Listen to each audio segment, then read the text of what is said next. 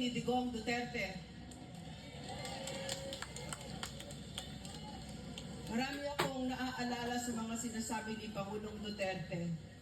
Nung nasa Hong Kong, meron siyang maraming pagkakataon na talikuran ang Pilipinas at magtago-tago at tumakas. Alam niya kung ano yung hinaharap niya dito. Pero sinabi niya, hindi ako tatakas. Ako ay isang Pilipino. So alam natin yan tungkol sa dating Pangulo. Lahat tayo mahal natin siya dito. Si President Rodrigo Roa Duterte, dahil nakatrabaho ko siya, ang tawag namin sa kanya, phenomenal. Quantum leap president. Kahit yung geopolitics noon, yung politika, yung peace, balance sa mundo na apektuhan niya. At ngayon, ganun din ang ginagawa ni Rodrigo Roa Duterte. At si Pangulong Duterte, alam na alam niya kung ano yung hinaharap niya dito. Naisip na niya ito. Ang maiiwan lang dito ay tayo. Tayo ang gagawa ng malalim na kahulugan sa kanyang sakripisyo. Nasa world stage si Pangulong Duterte ngayon. May pagkakataon na ang buong mundo ay maririnig ang boses ng Pilipina at maririnig nila kung bakit mahal ng Pilipinas si Rodrigo Roa Duterte.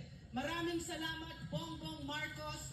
Binigay mo sa amin yung pagkakataon na yan na makikita ng mundo na nagkaroon ng President Rodrigo Roa Duterte na kung saan bawat Pilipino sa Europa ngayon ay nandun at hindi siya iiwan.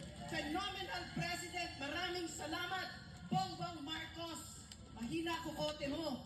Wala kang panalo dito. Paling. So,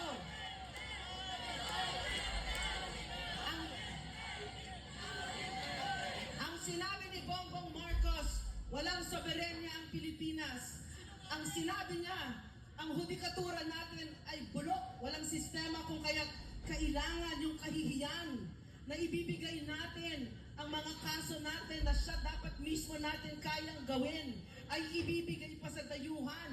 Yan ang sinabi ni Bongbong Marcos sa hudikatura at sa bawat Pilipino. Bulok ang justice system natin.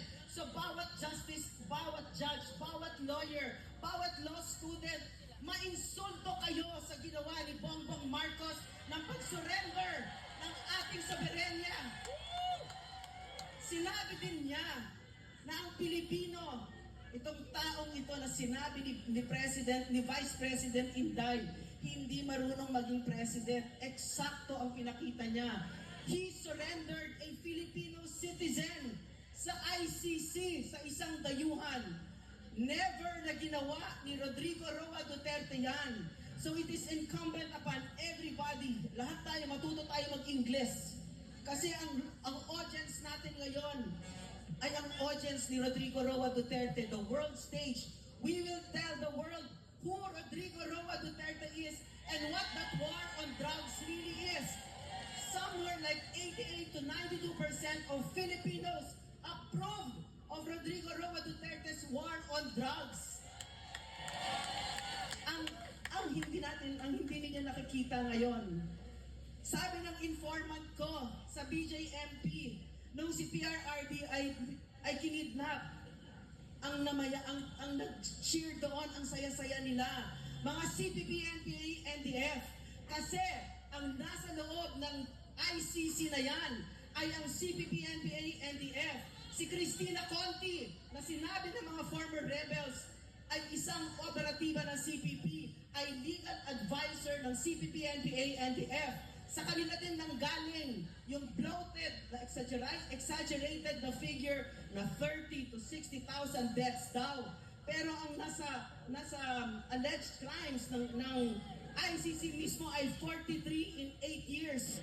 Sila ang may crimes against humanity, ang CPP, NPA, NDF na yan. At namimeligro ang Pilipinas ngayon kasi ang tingin ng CPP, NPA, NDF ay panalo na sila.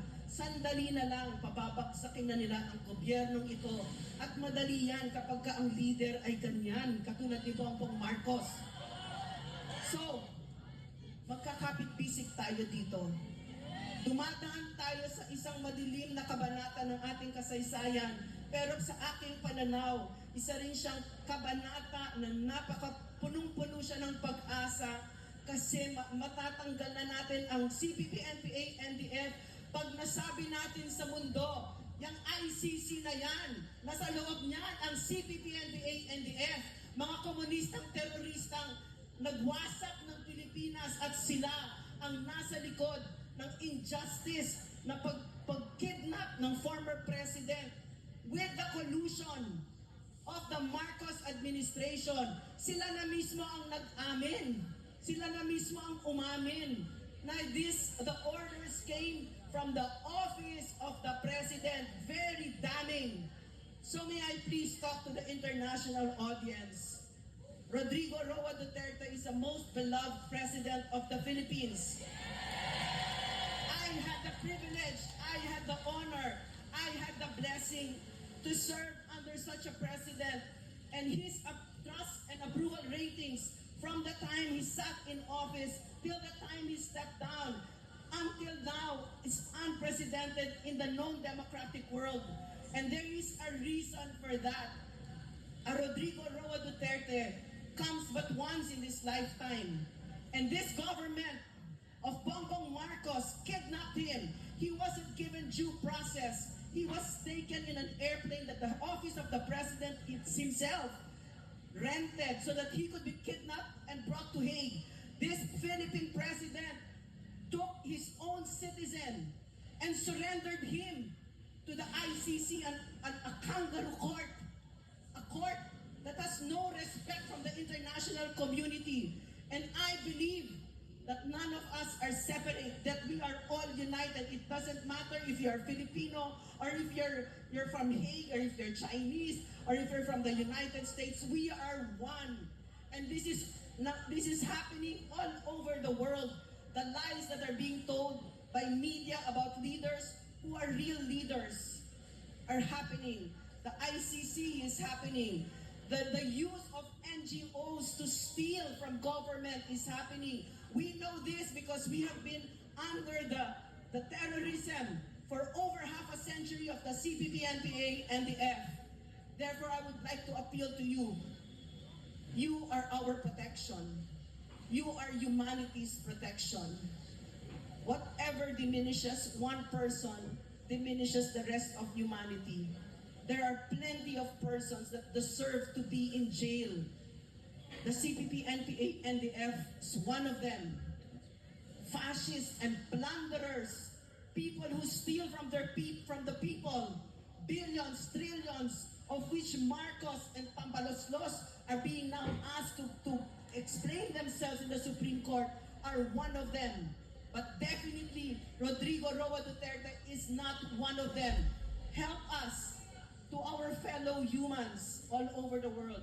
Help us bring a most beloved, a most respected leader in this country. Thank you.